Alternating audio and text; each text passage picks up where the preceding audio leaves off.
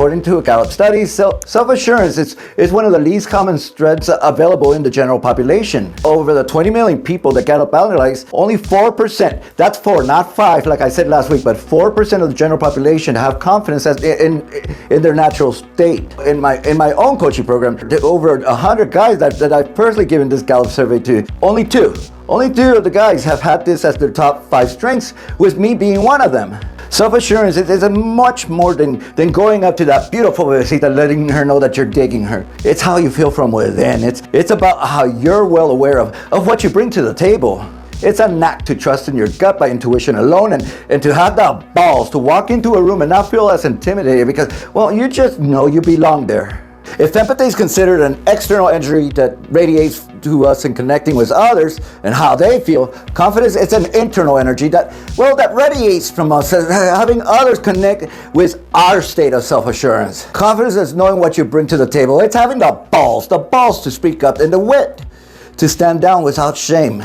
It's how you present yourself to others, but it's not just about you. It's also how others around you feel. Self-assurance, it's a leadership quality because it's how you influence others, not from guilt, not through intimidation, but by having them feel empowered to feel and act as though they belong, that you'll carry them if they need to, and that they have every right to be themselves and say what the fuck they're thinking. But here's the thing, in today's culture of fear-mongering and offending others, it's lacking throughout us, and it's even seen as something to be shameful of. Last, and I say this delicately, in the video I make a point that when it comes to confidence, it's one of my strengths. And again, I say this delicate, but I'm at the top of the pyramid. So just as if you're looking to hire a fitness coach, you want to hire one that with a kick-ass body. If you're looking to hire a self-esteem coach, well, you want one that just knows it in its natural state. And that's just one of the many areas in which I coach. So with this in mind, I'm going to tell you what I do to build up my confidence. No bullshit here. There's hundreds of ways to do so, and I'm just going to be scratching the surface. As confidence, it takes a lot of work. Now, some examples, they may sound cliche, but that's because they work. Others will be just overall different. So how do you gain confidence? Let's discuss, and let's start revving that engine. There's a concept that I've spoken to in prior videos, and it's called thin slicing. People make up their mind about you in a matter of less than a second. That's faster than you can say their name, and even if they're named Bob. Thin slicing is how you appear to others. They'll determine if you're high value, intelligent, or interesting, or powerful immediately. They don't know you, but that doesn't matter. They naturally make assumptions. It's not shallow, it's human. Like it or not, it's just the way it is. That's the way we're built. Whether you think is superficial or bullshit, but if you think so, then you go out with that 300-pound woman that's bald. You might be missing out on someone with a good heart. Why not? People will naturally rank you, and the higher they rank, the more that you're going to be treated with respect. And if you think being treated with respect is not crucial to your self-esteem, well, I gotta challenge you here because, well, when your ex, Katie, when she was calling you a limp dick, broke-ass mother, less than a man, well, I'm sure that didn't make you feel good about yourself. You gotta use your body language, plain and simple.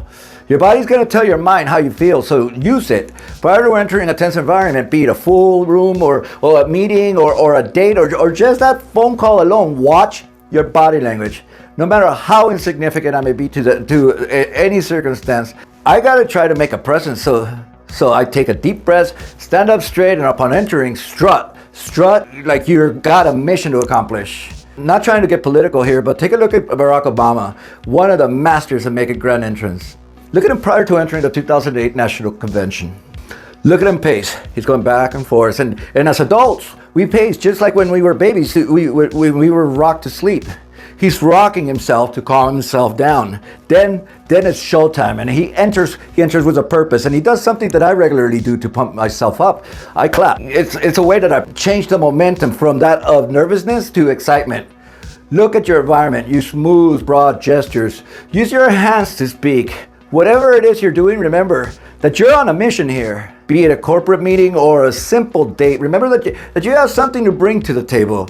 You bring experience and personality, so enjoy the moment, and rather than get nervous, get excited. Don't just wait to do this at a special occasion. Practice daily, regularly. Going to the grocery store? Practice. Paying at Starbucks? Practice. Saying hi to a stranger? Practice. You get the point. But it's easier said than done, right? Here's a clip from my first YouTube video. It's literally called, Seriously, My Worst Video of Them. Look at how my gestures are. They're all broken. There's absolutely no natural flow. I keep this video for everyone so that they can see that no matter what, it takes practice. Because although I say that there are hundreds of ways to gain confidence, the best way is through experience alone because you have to live it. You can't just learn to swim by just reading a book. You have to get out there. You have to get in the water and begin swimming because, well, your life, it literally depends on it. Be purposeful. Purposeful in everything you do. And why do you think I choose particular outfits on my videos? I don't just do it because it's the first thing that I see. Before recording a video, I will typically leave why I'm wearing this with guys I coach. I'm going to wear a Henley because Henleys tend to give an appearance of power. If you're slim or muscular, the Henleys are great for you. This is what I'll be using. Let's see. And you guys can see one of the things is that it does like accentuate your body types. I guess the big picture is, what impression do you want to give to the world today? What are you going to wear? What image are you going to give?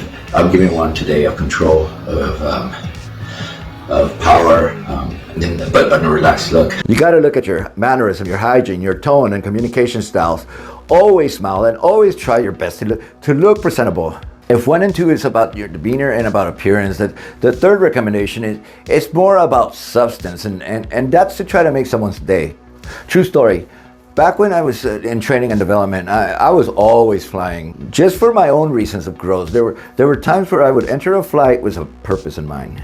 And that would be to make the person sitting next to me, to make them feel good about themselves and appreciate themselves, even if it was a little more than they did before they entered the flight.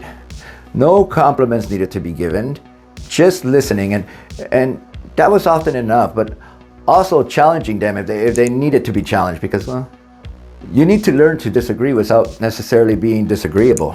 Next one, well, it's a slam dunk, and you've all heard it before, and that's why it's a cliche part. But you got to start kicking your ass, and by kicking your own ass, I mean doing high-intensity interval training. HIIT.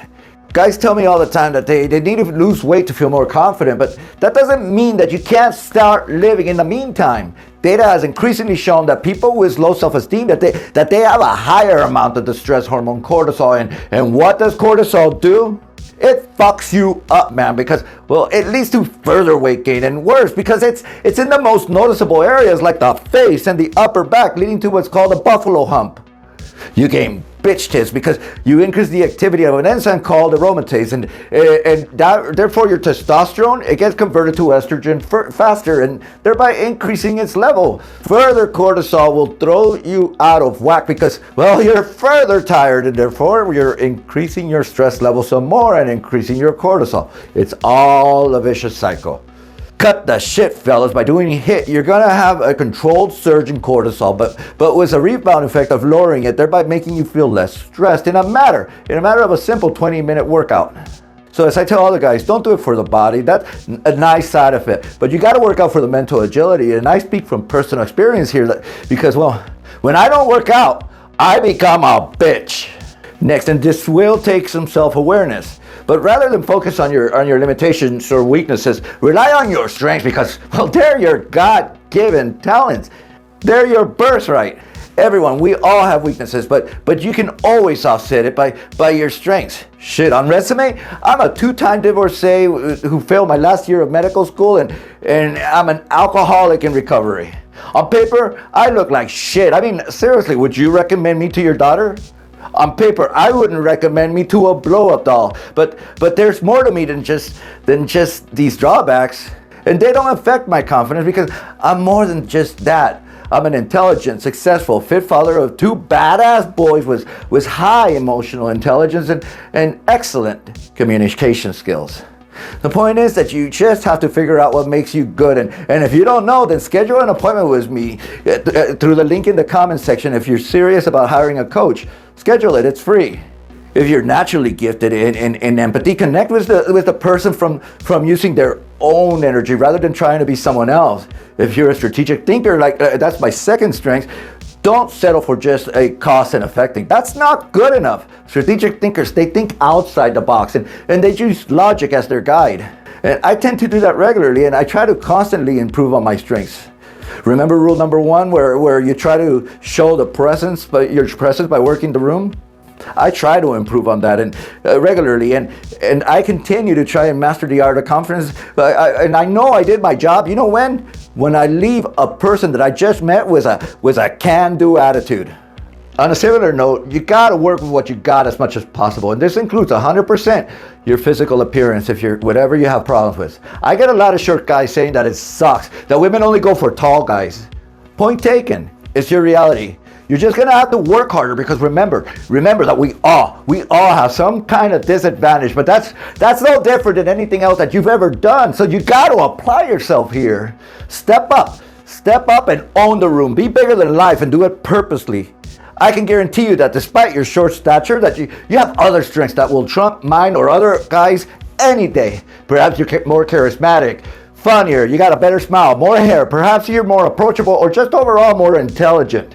Dress in ways that negate your stature. It maximizes your strength because, well, you may be short, but you know what's really unattractive? Being a defeatist. That's how you start losing people. So to recap, first you gotta use body language to first uplift your energy and then to appear confidence. Next, be purposeful. Walk, talk, wear, and tell a story with a purpose. Third, challenge yourself to make someone's day. It's empowering to yourself and to them. Fourth is to kick your ass. Start kicking your ass by doing HIIT. Fifth exercise is to work on your self-awareness by learning your strengths and improving amongst them. Use them as an opportunity to become a leader, a true leader. Our sixth point is to get ideas from others. Copy others' ways because no one, not even artificial intelligence is reinventing the wheel here. A lot of us prefer to conform and follow along. Social psychology refers to this as socialization. Socialization is where society influences our thoughts, our actions, and our behavior. Where there's socialization, remember the next term, identification. Identification is looking at someone that you admire and working on acquiring their traits. I find it ironic that people who conform the most, that they're the ones that talk the most shit about others that try to improve themselves by trying others' ideas. While socialization is conformity, identification is you modeling your behavior, your style, your attitude to someone that you admire, someone that you respect, someone that you wish to emulate. Don't be a pussy. Seriously, you want to grow some balls? Dare to be different. Dare to become a nonconformist by actually taking ideas from others, you wanker. Think of the movie The Fight Club. Edward Norton, who, on a side note here, have you ever noticed that they never say his name throughout the entire movie? His character has no name. But in The Fight Club, Edward Norton, he plays the typical guy that's a victim of socialization. But then you got Tyler Durden, played by Brad Pitt. If Edward Norton is socialization, then Tyler Durden, to many guys, would be identification, and that's great. Practice identification. Find people that you admire and why, and be specific about it. What is it about them that you like? Is it their lifestyle? What is it exactly? I ask this of the guys that I coach, and I'm so surprised at how difficult it is for people to pick someone that we admire. You're not trying to be them here. You're just trying to learn certain traits. We're not reinventing the wheel, guys. Find a trait and make it your own. And data shows that of the men who practice identification, that they have a better quality of life than those that say that they don't know who they admire, or those that say that they only really admire themselves. That to me is ludicrous. As for me, shit. There's a ton of guys who I look to for guidance. So yeah, of course I pick up their mannerisms, their style, or their presence. I do that all the time. I'm not that original. Gentlemen, there's a whole bunch of ways, hundreds of ways in which to grow your confidence, and these are only a few of the examples that I use to build my own self-assurance. And I don't do these sporadically. I do them regularly. I've done workshops on confidence, and they're both highly instructive, but they're exhausting because, well, it involves getting out of your comfort zone, and let's face it, that's tiring. But there's one more for today, and that's learn to say no. You know how great the guys that I coach feel when they begin using that simple, easy word. Every time you say yes to something, you're saying no to something else, even if it's your me time. Start saying no. Make it your knee-jerk response. But as mentioned, don't just say it. Say no with both your face and your hands. No, can't do it. Don't just say it when it's inconvenient, but make it your knee-jerk response. Even if you're gonna say yes, make it a reluctant yes. And the reason is you're exerting boundaries with others. You're also practicing self-care, and you're establishing clear communication. And you're making some difficult decisions because, let's face it, saying no is not simple. And you're gaining your self-respect. Guys, here's the thing. Much of what I described is only the beginning of the process of regaining them balls. Self-assurance begins from within, but you have to begin respecting yourself and not just say that you're going to do this, but actually begin doing it. Many of these examples, they aren't even difficult. They're more about doing them consistently. So let me know, which one are you going to begin doing? Hold yourself accountable. Write it down. Let me know in the comment section. Man, it's time to begin your revolution for others. Their world, it hasn't changed. They're still married. They're still doing the same shit. They're still happy with the status quo. But unfortunately, that's not your case. Unfortunately, something big in your life happened, and you have to change and adapt. And if you don't, no bullshit. You only have yourself to blame because, well, your ex, she left. She walked out. She didn't stutter when she said that she wanted a divorce. And now, well, now you're on your own. And that has to be your wake-up call to begin your growth. So grow them testicles. The men that I coach, they don't settle for the status quo. They're either becoming their own badass. And they're starting to live again. They learn their value. And most guys, they seek the help of a counselor. They'll see them for a few months, get nowhere, and quit. Wishing that they'd reach out to me earlier. Man, this is your call to arms. First, join what's become one of the fastest growing men's divorce support group on Facebook. And second, don't settle for a counselor that you've picked out from Google's directory. Strive for the best. Hire a divorce coach, one that will help you find those balls and your life, because, well, you owe it to yourself, because you're good enough to want the best. And I tell you this, I wouldn't and I couldn't be doing this if I didn't believe for 1 second that I was the best. It's just way too important. The link for both the Facebook group and to make a one-on-one are in the comment section underneath. So start your journey. Start it immediately and make your appointment. Thank you very much. God, I hope you guys got something from this. I'ma wake up